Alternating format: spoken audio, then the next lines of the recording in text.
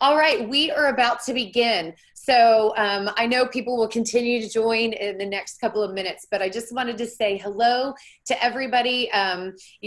Bears and eagles, see Karen saying that. So for any of you guys joining in, you should be able to find your chat functionality. We'd love to hear where you're from, where you're tuning in from, and what color socks. That was the conversation that we were having while we're getting. Just letting us know a little bit about you. Also on the screen, you're going to see the poll. And so we would also love to hear kind of what's going on in your world to make sure that we're serving you and bringing you the best possible content. So without further ado, I say it's 12:01. So why don't we jump on in? I've got a couple little housekeeping things. So first of all, I ought to introduce myself. My name is Dacia Coffey, and I am going to be your monthly hostess for these webinars. So we're going to be bringing you super brilliant, interesting speakers month to month and trying to truly give you practical, actionable advice to help you finish 2020 strong and really navigate the very interesting world we find ourselves living in right now. Now, you should be able to see the Blue Water logo in addition to me and Chris on your screen right now. That is Bennett, and he is here for any technical difficulties. So if you are having any technical difficulties, please feel free to post those in the chat, or you can see his email address, especially if Zoom's not being friendly to you today. So feel free to email him. If you have any personal questions or ideas, also go ahead and feel free to hit Bennett up. He's great, and he'll be responding to you personally. As you already see, we are watching the chat, so give us a high five, if you're loving what you're seeing, anything like that. We love to hear what you guys are saying. We really want to encourage, you guys engaging to make sure that this is what you want it to be. And the final portion is, in addition to the chat, at the bottom of your screen, you will be able to see a Q&A functionality that we are going to be doing live question and answer around data and analytics with Chris. And hint, it is one of his favorite topics. So I really encourage you to take him up on this opportunity. So use the Q&A function throughout the entire chat. If it's some immediate stuff, we will be posting and answering on that. And then we'll also be going through as much Q&A as we can at the end. So please make sure that you found that and that you guys are engaging in that. All right, so most of you guys know this because you signed up for this, but let's just making sure we're on the same page. Today's speaker is Chris Bond, CEO of Blue Water.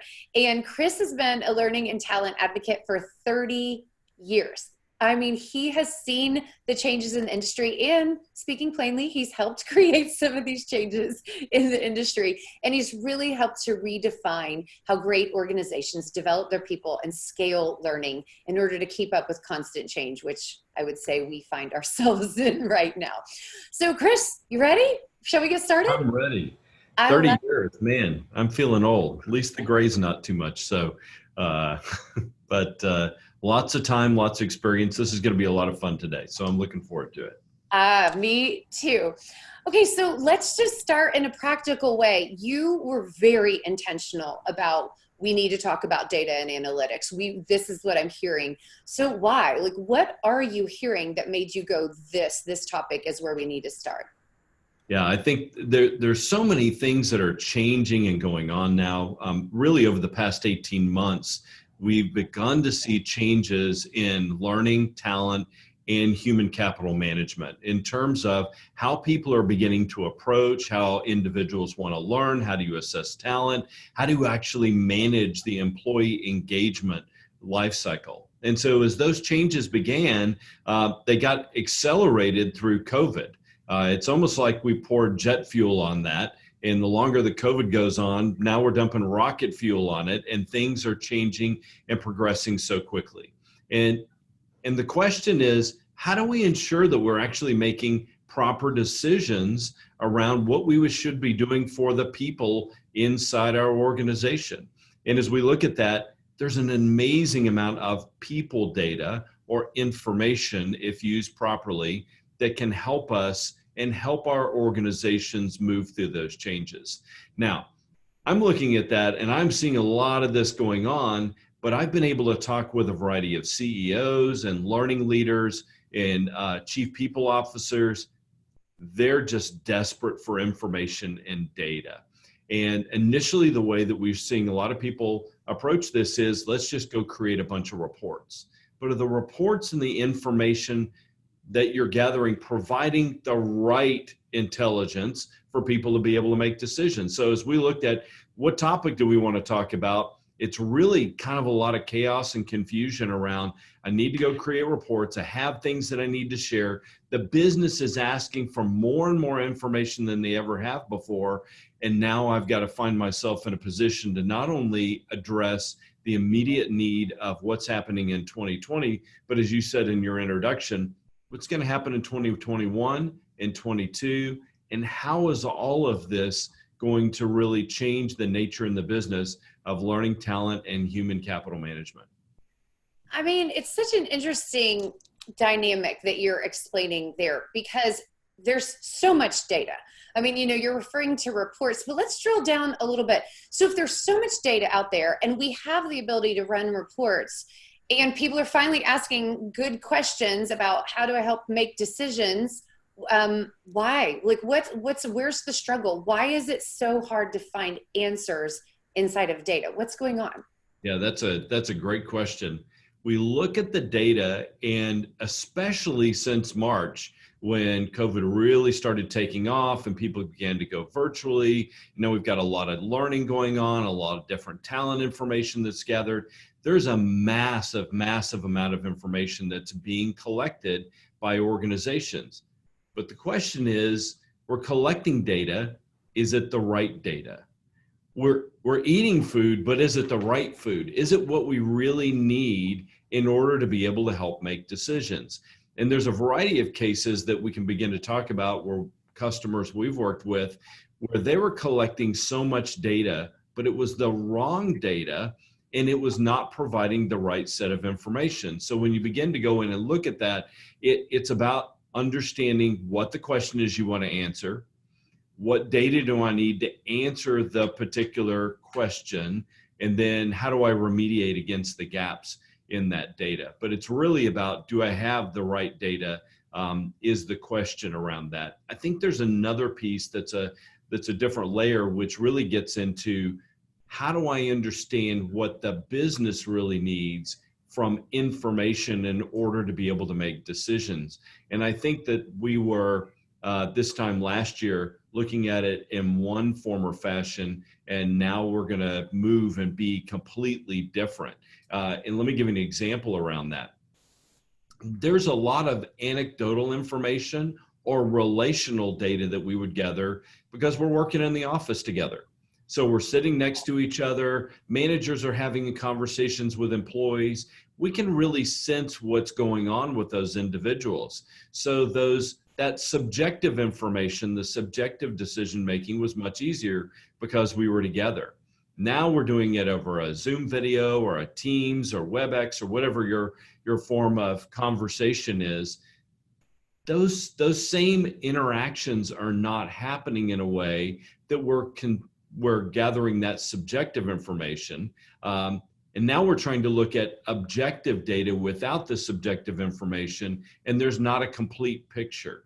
And so the way in which we think about, we report on, or we find information about people has changed dramatically in a very, very short window of time that we have to begin to adapt to. So the questions we knew how to answer before, now we've got a little bit of struggle because the environment has changed. And now since the environment has changed, again, it's accelerated things that were already beginning to shift previously, just making it happen more rapidly. And it creates a little bit to a lot of chaos. That's so interesting, because if I'm hearing you correctly, it's almost like we were collecting personal data, right? Meaning like we understand the pulse of our business because we walk down the halls or we have conversations, or you just learn to listen for the right insights with what's going on in divisions. But now there's a huge gap. And so you're saying the data is supposed to fill that gap that we used to just use our human intuition and our ability to communicate in person in order to fill. Absolutely. Absolutely. So we begin to look at that, and we take from that first level and say it's the manager. Does the manager have enough information to be able to help grow and develop that particular employee. And if the manager hasn't been trained in the way to be able to work virtually or to begin to shift that mindset, things are very different. But there's another piece there as well, is that there's added pressure because we've got executives that are now saying, hey, I need information on people. What does mobility look like? What does skills look like? What is our talent capability? We're changing our business. We've been working with a retail organization that's going out and completely redefining how they're going to operate in the future. And the big question is, do we have the right people in order to be able to achieve that task? And one of the great things that's beginning to happen is they're like, no, they're not the right people right now, but let's go develop them so they are the right people in the future. And we're beginning to see this shift to more internal recruiting than external recruiting. Well, you know what the interesting thing is? We have more information and data available on the internal recruits than we do the external recruits. However, that information and data is not presented in a way that it appears that we have that information. In fact, it looks like we can get a whole lot more information around an external recruit than an internal recruit, just because of the way the data is combined and processed, and we just don't have the right information to begin to make decisions.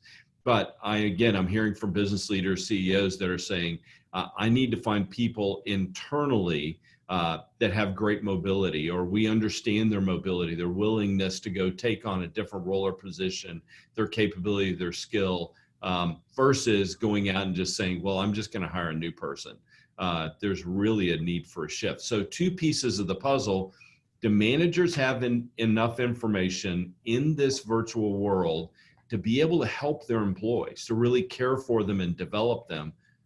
And executives are now saying, I need more information on our people in order to make critical business decisions.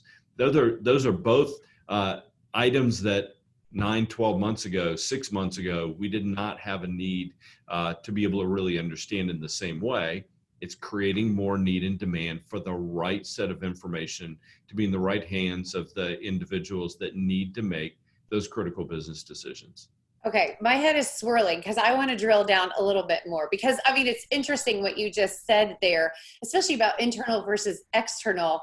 Oh my gosh, it's so frustrating because that really puts a business at risk for losing amazing people that they worked so hard to attract and keep. And then if they don't know how to develop them, I mean, then you're just looking for somebody else. I mean, it creates frustration top down. So the managers need information, the leaders need information, but you said something earlier where you were like, what questions do we have to, what questions are we trying to answer? So go there for me. Like, okay, so how do we identify what data do we need?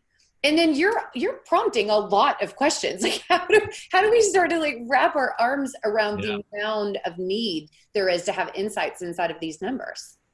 Well, one of the things as learning talent and human capital management leaders that we need to focus on is really asking first, what are the drivers in our business? What's that top level? What is the business now trying to achieve? And I think there's an opportunity to get ahead and to be proactive versus reactive in this scenario. Because if we understand what the business needs, then we can begin to take the next step down and say, well, what are our learning or talent needs? What are our real people needs inside the business? And how do we match that up to where the business is going?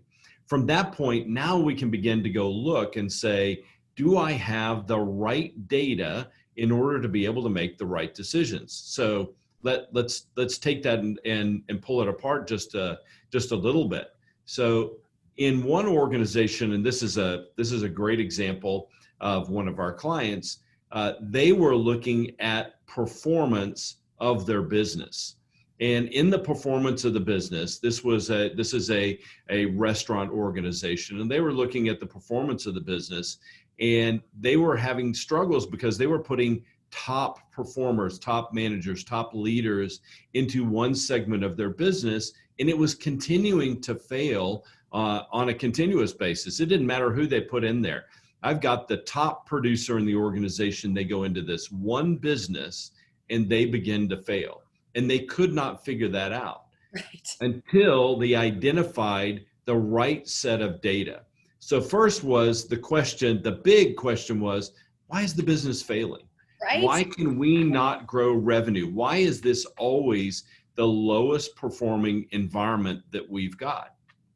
And so great question to begin to answer. Okay, well, what data do we need in order to be able to assess that? So you got to break that down and say, here's the data that we need in order to be able to understand that. Now, there's two questions that come after understanding that data. Question number one was, do we actually have the data that we need? And second is, what's our confidence that that data is accurate and that information is accurate? As they went through a process and they began to understand that, they found a really, really simple answer to why they were struggling so much. And it got back to bus schedules. That the bus schedule for this particular restaurant, the key workers, the top performers, were all taking the bus to and from work. Well, the last bus left between 6 and 6:30 in the evening, and the restaurant was open till 9 o'clock at night. But all these people had to leave between 5:30 and 6 to go catch that bus in order to be able to depart. Oh, wait a second. Also, the location of the restaurant had an issue because people were leaving a downtown area and going home, and so there wasn't going to be any nighttime business. So now you've got multiple factors that answers the question, and you begin to say, okay, wait, why is this business failing? We can't keep and retain the right talent to drive the business that we can get in the evening because they got to leave on the bus schedule. And then the second piece was, wait, there's really not enough people in the evening to keep that restaurant open at that amount of time. So you begin to pull those factors in, and you start with that question. You begin to find the data elements. You look for gaps in the data you have. Once you find that data, now I'm able to get in and actually make some critical business decisions. They were able to begin turning around that environment because now they had the right information. The great thing was, for all of us that are learning talent and HCM leaders, is it was all about the people data. It was not about supply chain and all those other things. It was about the people. And I think more often than not, and all of us that are around people and people management recognize people drive business. The people inside are clients. So the quality and the value that we provide to other people are organizations is going to be completely dependent on those particular people. If we can get the right set of information and data, then it will make sense to be able to go out and share that with the business. And now the business can make critical decisions. That's a game changer. And I mean, it's so interesting because you're right. The answer ended up being the most human of approaches. You know, I mean, how people live and what was impacting their ability to be successful, and that it contradicting how the business was run. But then the other thing that's interesting, I think is implied in what you said, was sometimes I feel like when you think about people data, people are looking for, well, what's going wrong, or, you know, what's missing, or, you know, some sort of misstep by the human. But the outcome was not anchored to what somebody was doing right or wrong. It was an assumption that it was a blind spot that we missed. And it's interesting because it must have been how you looked at the data. You weren't assuming the outcome. You were truly searching for answers. I mean, that's fascinating. Yeah, well, one of the problems that we can all have with data is that we can make data look like anything we want it to look like. Just by picking and choosing what data we use to generate the answer that we want to achieve. That's a really easy thing. But we have to find a way to be honest with ourselves around that information and around what data we want to provide, what information we want to provide, how we use data to provide those right answers. So making assumptions is something that we all have to be really, really cautious about. I know I've done it before and others have as well. We have to be really, really specific in looking at what information is going to drive success inside business. And so that's a key piece, right? We have to be honest about all of that. seek the truth inside the data, and it will set you free. That, the truth, because honestly, if you're not looking for truth, you cannot innovate. And what is everybody in the C-suite talking about right now? What do we need to change? How do we need to adapt in order to win tomorrow? Because nobody has the slightest idea what it's going to look like in 2021, let alone 2025. I mean, we can't even, think past a couple of years. Things have gotten so topsy-turvy. At the moment, there's a lot of people figuring out, how do we get to January? How do we get to March? I mean, it's been broken down. Yeah, I counted there too. It gets broken down into the smaller and smaller segments of information. Now, there's one piece of transition that I want to get into in terms of having the right data, because one of the questions I mentioned earlier was executives are out looking and trying to say, well, do I have the right talent to be able to take and innovate and to be able to change and transform our business? Right. Now, all the L&D and talent leaders that are out there today have always been looking at competencies. And we look at competencies in a way that is helpful, and it gives us good information, but the granularity of detail that we need now has caused this change to begin to go look at skills, individual skills that drive capabilities. In fact, many of you have probably heard about the skills-based economy. And that's because skill requirements are shifting dramatically, not just because of COVID, but they were previously. The technologies, the systems, the way in which we approach people, the way in which the economy has evolved, the way in which business has evolved, gets us into this idea of skills and a skills-based economy. So I want to present something, throw something out to y'all that I'll take a little bit of a time to explain, but it's something that we're doing here at Blue Water. And it takes me back to my college days and all my economics classes that I loved, in looking at supply and demand. And if you remember that in the supply and demand curves, there's actually a supply and demand curve for skills and talent in organization.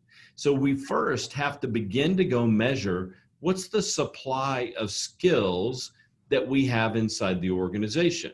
That's a critical point of information that executives are looking for, is that critical supply of talent. And we can break that down into a set of skills. Well, then the second piece is we have to understand what's the demand for skills inside our business.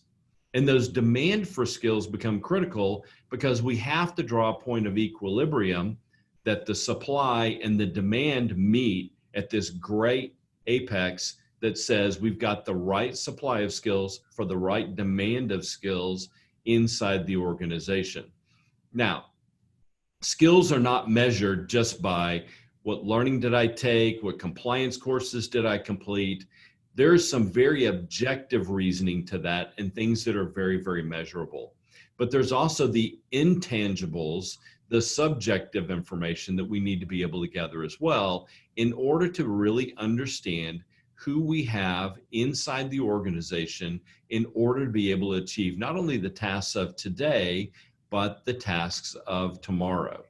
And that supply demand curve is something that as we've been really measuring it and looking at it from a workforce planning, or better yet, where a lot of organizations are going, is workforce assessment and measurement to really understand who do we really have and what does that look like compared to the demands of the future become very, very critical. And there's some key points that we can begin to get into and talk about what are the components of demand that are driving supply, but also supply that are driving demand. So it works not exclusively, but it really works together as you begin to go through that process. So the shift in skills and the shift in it to a skills-based economy is something we need to be very, very mindful of, because it's not only for that internal recruiting we talked about earlier, but it also will begin to shift to external recruiting in understanding skills so we get the right comparative analysis of, again, what does the business have today and what does the business need for the future? And then how can we go develop that so we see a lot of people working together for the future, for their careers, and also for the business as well. So, I mean, I love it. It's interesting. I'm going to tell myself for a minute. I have 3 sons, so it's always sports around here. But it's interesting because sports teams are amazing at this, right? They know what talent's coming up. They know exactly where all of their players and their benches, what skills they bring, how long they're going to go, where they need to develop them, and what's missing.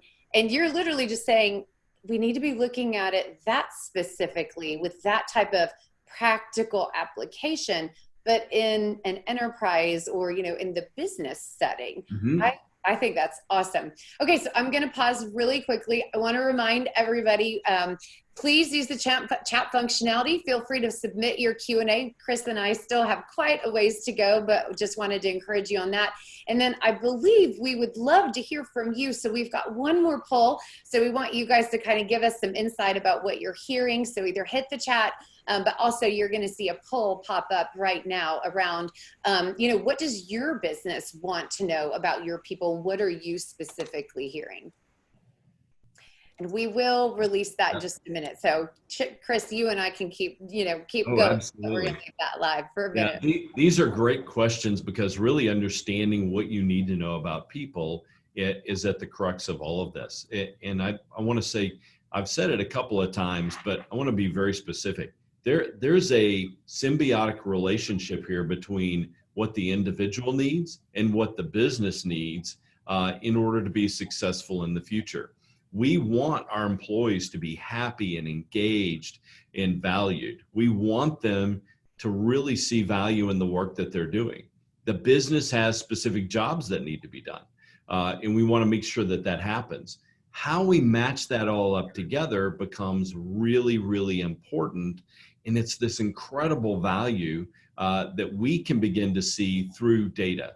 And that data and that information provides us places where we can either encourage individuals through specific career paths. We can provide them skill development in order to be able to see what they might want for a career, all the while doing something that's going to help the business to continue and thrive and grow. And so matching those pieces together becomes very, very critical. So I know a lot of the poll questions, as we began to put those together, we were really thinking about that from both the employee side as well as the business, because these are things that are going to be important to everybody as a part of this process of understanding more about the value and the impact of people data. I mean, I think that's a refreshing point of view to get away from the idea that data is numbers and it's just this mass of information, but that's not what you're saying at all. You're saying there are real people and real opportunities and a real ability for the organization as a whole to align with the individuals and meet in the middle. I mean, I just think that's such an exciting point of view. So, well, there is so much that can be done with this data if we're collecting the right data and we're able to share that information with the right people to make the right decisions. And sharing that information includes down to the employee level to help give them information and guidance about what the future at your company looks like. Yeah, absolutely. Okay, so I'm going to shift a little bit into a slightly different direction. You've already talked about make sure that you know what questions you're answering and how it aligns with where the business is headed. And then basically reverse engineering, if you will, how to identify the data and know what data, the right data versus wrong data to collect. Okay, but in going in a different direction, so what are some people doing wrong? Because there's a difference between you and I talking about these really big, important, strategic ways to look at numbers versus I'm overwhelmed. I have to run this report. I have this big question. So where are you seeing like the missteps, the common day-to-day missteps, or maybe blind spots where people just don't even realize this is a place where they're viewing their data wrong or they're approaching their systems and their technology wrong? What are you seeing? Yeah, good question. So number one is that learning and talent leaders are not connected with the business and become reactionary versus collaborative in terms of how they're approaching answering the questions that the business are looking for. And so the example is the business comes down to the L&D leader and says, I need a report on the number of people that can do this particular job. Go. Now you're scrambling and you're working very, very rapidly in order to be able to produce a report that may or may not be accurate. And so I think overall, it's something that has to be a collaborative process. So as an L&D or a talent leader, you need to be able to go in and say, here's the data that I have available to make decisions. Let's walk through a process and understand how we can use this data in order to get to the point of information decision making that you want to get to. If it's a reactive process, then it's going to be really, really difficult to achieve success. The second is not prioritizing around reports versus analytics. Let me differentiate the two. Reporting is just something that we go grab information with no analysis or no opinions wrapped around the data. Analytics is going to have some of your opinions wrapped around the data. You need to differentiate for your internal customers what you're doing. Are you providing them a report so they can go analyze it? Or are you actually doing some of the analysis for them? I would say in my experience over all those years you were mentioning earlier, the learning and talent leaders have so much more insight into people than the business does, yet oftentimes get left out of that process. That again, it's got to be collaborative. I mean, the second is not asking, or the third is, and this is the final one I'll give you on this, the third is not being able to answer the question about whether you're confident or not in data, because in the data that you have, because that level of confidence is really, really important. If you're not confident in the data, yet you report on it and you hand it off, that's kind of a scary thing. Because some assumptions or assertions are going to be made that are going to be off base. What we really need to do is understand that level of confidence in data. Well, and if I'm hearing you correctly, I mean, through those three things, being proactive instead of reactive, separating reporting from analytics and, really analyzing, and then also confidence. There seems to be a shift from, instead of just checking the box and getting the right answer, are you suggesting you're actually looking for the right question and that you should be bringing strategic questions to the table? Because I got to be honest, that's scary to a lot of people, that an answer might actually be a question. You are absolutely right on. There's really 3 steps in this process that we are always going to encourage people to go through. One is really identifying what you want to know. Now that's different than understanding the question, but what is it you really want to know? Because the business may come to you with a question, but asking and saying, Dacia, what is it you really want to know? Yeah. And let them give you the results of what they want to see. And now you're able to go begin to pull that together. And so they may want an analysis on their talent. They may want to understand whether I need to hire somebody internal or external. For some of our clients, it may be that skill supply versus demand. I just want to know who's in compliance and not in compliance, depending on your industry. Do I have enough for the right managers? I mean, so the questions are endless that can be asked, but what is it you really want to know?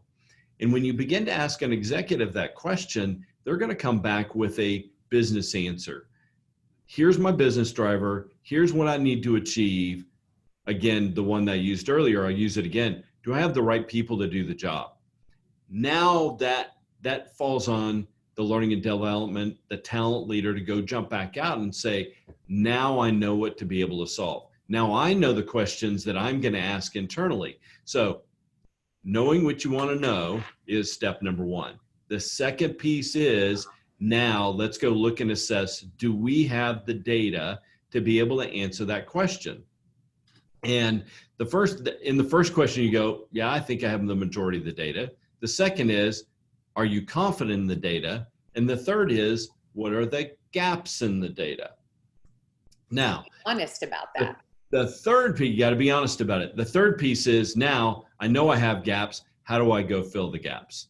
So that's going to bring me to a quick story, a good client story. So we've got a great client, and they were focused on what does great look like inside our organization? What does a great employee look like? What does a great employee in a specific role look like? We really, really need to understand that. So we're going to use all the tools we have between learning, performance, succession. We're going to gather lots of data. We're going to look at that.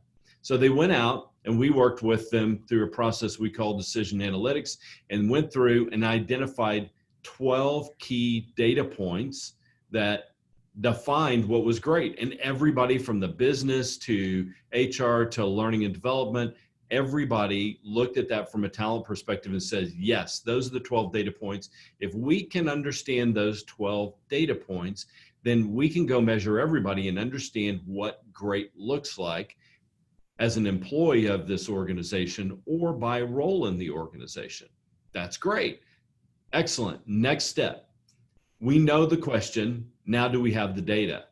Well, wait, out of the 12 pieces of data, we only have 7 of them. So we have a gap. There's a majority, but now let's go back and assess the confidence in the data. There were 4 data elements that there was no confidence in the accuracy of that information and data, which brought us down to 3 out of 12 that there was confidence that we could begin to assess whether we knew what great looks like. Well, if 12 is your number and you only have 3, there's a big gap there that you have to begin to fill. But the awesome thing was we actually knew the 9 elements that we needed to go collect in terms of data. We know where we need to go clean up data in order to be able to go answer what was a really, really critical question.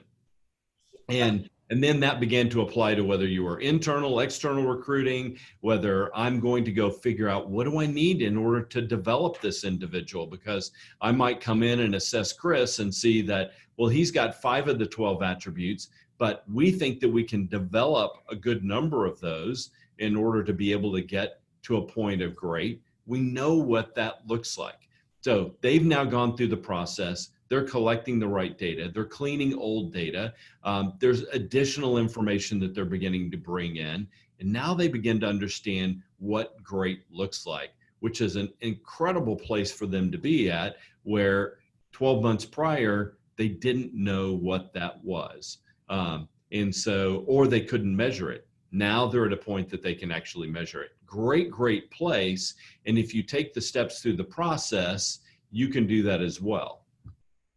Okay, that's so exciting. I've got 2 weird follow-up questions on that, because really the story that you just, and I got lots of that. So the story you just told, I mean, that's significant and deep alignment between learning and talent and business impact. I mean, where the business is headed, what the C-suite cares about. So my 2 weird questions. Number 1, honestly, how long did that actually take from asking the right question, like we don't know what great is, to finding, to getting the process, not like how long did it take to get all the data, but just to really finally have a plan, like, oh, we have these gaps and now we're moving forward. I mean, was this like multi-years, 12 months? I mean, this seems like a lot. Yeah, to begin getting to the answer and with the data and the questions, it was about a year. Okay. This was a very, very large organization. So it was about a year to be able to get there. Getting to the point of understanding where the data gaps were, it took about 3 to 4 months to be able to get to the point of understanding where the data gaps were and validating that as well. There were some assertions that were honestly made within the first month, but we needed to go back and validate and be sure that we were sure that we were sure, and then also assess our confidence level in data in where we needed to begin to clean. So it was a process. It's a big effort, and I'll be honest, they're continuing that on a regular basis to go validate that set of information to ensure that they've got a level of accuracy that they can count on. Because the worst thing in the world is we make too many assumptions and we're not seeking the truth. We're just seeking a quick answer. And now you got a little bit of problem, because what great was at one point begins to shift the wrong way, and as it's shifting the wrong way, then that has a negative impact on business versus a very, very positive impact on business as well. One other thing I'll mention is when we look at inside organizations and employees, and we're looking for what makes great in an employee, there's also this incredible place where we can get to where we can measure the impact of a person that's at great versus somebody who's struggling versus somebody who's developing. And I think at that point in time, the value of those programs that we try to put in place from learning and talent position begin to shift and change and are valued because there's a real outcome, and not the traditional ROI outcome, but really what's the internal rate of return that we're getting on the investment that we're making in people, which is fantastic. Yeah, absolutely. And kind of going back to something you said earlier, I mean, how much more critical now is that, because you don't have the pulse on, wait, that person, what are they doing behind their desk? Or why are they on their 20th lunch break of the day or something? Yeah. You know, maybe you just don't have that intuition or that ability to have it anymore. Mm-hmm. Okay, my second weird question. Generally speaking, who is in the room in these initial conversations around, you know, what questions are we trying to ask? You know, I mean, like, who was that stakeholder team to initiate this like inflection point in that business? Yeah, that's very important. So number one, there were business leaders in the room, people who owned the result from the business that needed that information because they were struggling. Okay. Right? So the struggles created the need. So that was absolutely number one. Number two were the people that owned and knew the people data. So in this particular case, it was the L&D and talent department that knew and owned that data, and what they needed to, you know, they were the ones who were going to generate that set of information and help interpret that for the business. So they had a great partnership. And the third group in the room was our Blue Water team and helping shepherd them through that. So as we went through that process, it was amazingly collaborative. There were struggles in times of, do we really need that or do we not need that? Are we sure that that's the right information? But at the end of the day, everybody was focused on what's the result for the employee and what's the result for the business? Because, you know, employees that are underperforming or not at great are going to be a lot less happy than those employees that are at great. So if our goal is to go get everybody to great, then that's going to be, you know, just a really successful level of employee engagement that we can provide for the organization. Yeah. Well, it's interesting. Apparently you really hit on a hot topic. Like, you chose the right story because Bennett just shared the polling results, and the business results of development opportunities was the number one thing that the business wants to know about their people. You know, we also see development opportunities, compliance and capabilities, of course. So really, really interesting. Okay.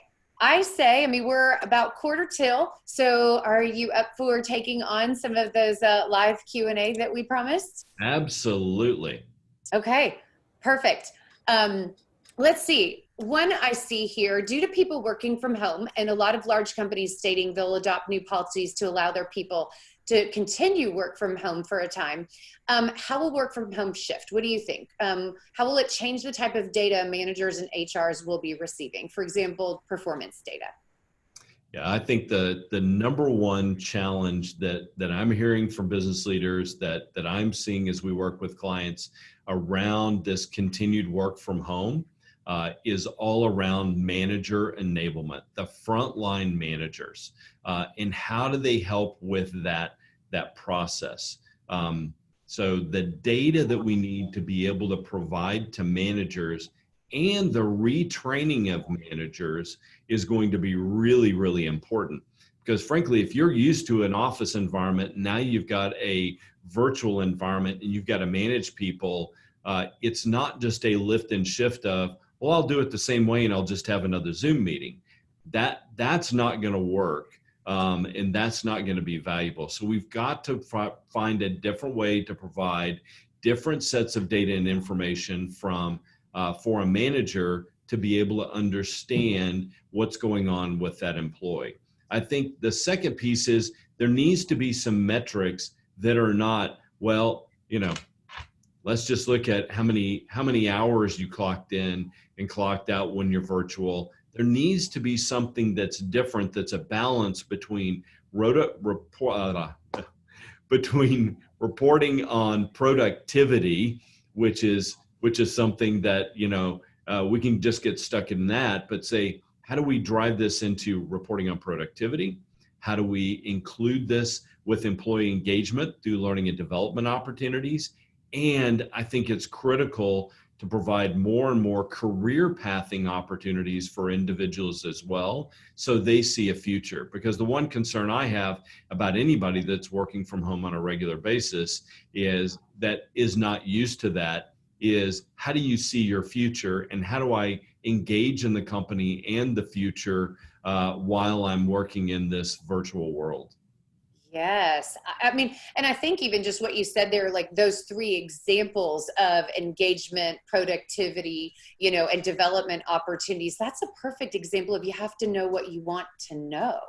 Mm-hmm. So, okay, I'm going to cheat a little bit because you and I had a side conversation not too long ago where you said something really provocative about the fact that completion scores don't necessarily indicate engagement. So will you jump on that for a minute? Because that was a little for me. Yeah. So it's as we begin to measure employee engagement and try to understand that in a virtual and a non-virtual world and what that begins to look like, I think a lot of learning and development leaders for a long period of time have been frustrated with really kind of the only thing that we've been able to report on is, okay, well, they completed this bit of compliance training, but did they really understand that? What does that look like?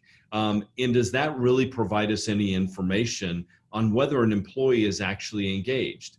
Well, we saw that they completed it, so they did something, but it's really now the measurement of, well, how did they utilize that information? And the utilization of information learned through training becomes very, very important. And that's where there's another concept that we'll dig into at another time a lot deeper about learning in the flow of work becomes very, very important. And so the idea of learning in the flow of work is that we're going to learn when we're in an application, or we're going to learn while we're actually performing an activity. But there's measurement that we can do there to see how that's actually utilized.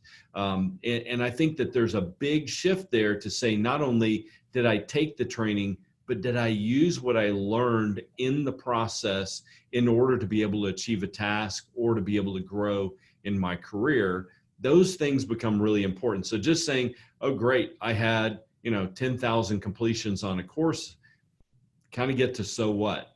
Does that really matter? My answer is no. I think that we have to show and we have to measure that they use that knowledge in order to achieve a result for themselves and a result for the business as well. Yes, I love that. Well, and it's interesting because right there, what you just said was you're talking about different initiatives that an organization might have, or they're visioning their future planning, and they're thinking, okay, we're going to shift to this skills-based development. But you just proposed that you start with the data, that you literally engineer the change in, maybe curriculum, maybe technology, maybe fill in the blanks. But I think I'm hearing you say the data helps you figure out how to move there. Is Absolutely. It's information to make decisions. And I'm a big believer that if I don't have the right information, then everything else is guesswork. It's an assumption.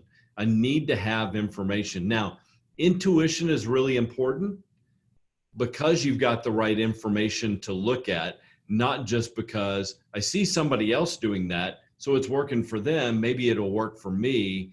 That's not the reason you want to shift. You want to shift because you're aligning the goals of the business with your learning and talent development opportunities and the needs of your employees. And by combining all that together with the right set of information, now you can make the intuitive decisions. And I've mentioned it before, I've met lots of learning and talent leaders over my career, and y'all know the people, you know the people data, you know what individuals need. Now let's go get the data to back up what we've been telling business leaders for years and allow them to be able to take that in order to be able to go reinvent or reinvigorate or innovate inside the business. I love that. I mean, earlier you talked about internal customers. I think that was the phrase. And I think that's a profound way to look at it, that if you're, excuse the phrase, managing up, speaking to a CEO, that you are literally armed with tools that show the validity of your argument, the validity of your point of view, and the impact you can make on a business. I mean, that's a really exciting vision for learning and talent, to be able to get there and to think, wow, maybe the numbers are the things that we've been hoping for. Yeah, I think there's been for years and years, learning and talent development, human capital. How do we get a seat at the executive table to be able to drive impact? Now it's not, how am I working my way up to that table? But the table is actually shifting and it's moving directly down, because you've got executives, business leaders, CEOs that are walking in and asking the question, what can you tell me about my people? What do I need to know in order to make critical business decisions about the future? We've got one of my friends and clients that he has a regular meeting once a month with the CEO just to have that very conversation. And this is a pretty large company. So I started asking learning leaders, hey, are you having similar meetings? And we're starting to get requests for that. The CEO wants to meet with the talent leader to be able to understand everything they can about their people to make decisions. One, it's great that CEOs have that level of interest, but two, let's be prepared to make sure that we have the right set of information and we make the right investment to go get data and information that we can use to make great business decisions. I mean, these are career defining opportunities. And I don't think it's a make or break one meeting and, it didn't go how you need it. But the fact that we're in this pivot that reinforces the idea that people are the future, and how do we do this intentionally? I mean, that's exciting. Yeah, I think that's very cool. Okay. There's one concept that I want to throw out to everybody. We've been talking about a lot of things, and how do we begin to go prioritize this? How do we keep it simple? How do we focus on that immediate success? I mean, those are some key points we want to focus on. But the one concept I want to throw out to everybody is, what's the cost of doing nothing? What if you just don't do anything? What if you just sit where you are? And I think that's something that everybody individually has to assume. What's the cost of doing nothing? And if I don't do anything, is that a positive? Is it a negative? That's for you to decide. But something that I would look at, a focus around data and analytics, and a topic, honestly, a lot of us have avoided for a number of years, I don't think can be avoided anymore. So think about that cost of doing nothing. Oh my gosh, that's profound. Okay, well, that brings us to the top of the hour. So we are definitely invested. You specifically have really challenged all of us with a charge of bringing people actionable opportunities to improve. And like you said earlier, to finish 2020, super fun to talk about the future. So, what are some of the things that we can see coming down the pipeline and that Blue Water's committed to, just being in the trenches with people? Yeah, I think that now as I get into the future, we're seeing a lot more artificial intelligence around skills and skill management. Specifically, we're seeing Workday and Cornerstone that are playing up new AI skills engines that are beginning to help solve some of the problems of these huge complex ideas of a skill-based economy. And I think that shift is going to happen and is going to continue to drive. So skills, and understanding and measuring those will definitely here. I think the second piece of learning in the flow of work and what that means and providing different alternatives, especially in a virtual world, we're going to see more and more of that activity, and the number of tools and technologies that are coming out to be able to support that, and those that are being perfected, I think become really, really interesting. And the third piece that I think is going to be a very dramatic shift is the way in which we actually employ people, I think will change dramatically. How we actually look at individuals as employees and as partners and as collaborators in what will probably be a very virtual environment for a period of time, I think is going to be really, really interesting. And it's going to also provide some incredible opportunities for learning and talent leaders to be incredibly creative with what that looks like in the future. All of that together, I believe the future of our businesses are based on how we engage employees. And the engagement of employees and doing it that the right way needs to start with the data. How are we informed about what we really need to do in order to be able to help employees truly be engaged, truly be productive, and truly serve our clients for the future of our business? Well, I think that is the perfect way to wrap up, because honestly, that's the future I actually want to live in. Like, yes, please, I sign up for that future. So you guys, thank you so much for joining us today. If you have deeper questions, please reach out to your Blue Water rep or to Bennett or to Chris or even me. We will respond personally. So really looking forward. Make sure you're following Blue Water on LinkedIn or your favorite social media channel, because lots more of this kind of, one-to-one interaction. We've got webinars. Chris is going to be launching a podcast soon. So for your commute or our future commutes, people can tune in, or on your run if you're like me. There's just a lot of things going on. I heard something about VIP backstage passes and peer-to-peer masterminds. So you guys try to finagle your invite to those, because they are going to be really fun.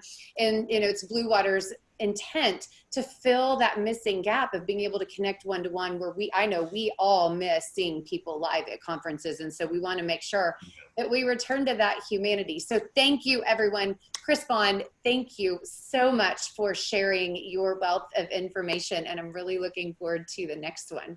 Well, Dacia, great to be here today. Thank you, everybody, for participating. As she mentioned, please feel free to reach out to me directly. Happy to chat at any point in time. This is just a great topic and a great opportunity to see and meet with all of you. So Dacia, thanks for hosting, and we'll definitely look forward to doing this again soon. Awesome. Onward and upward, everyone. Bye-bye. Thank you.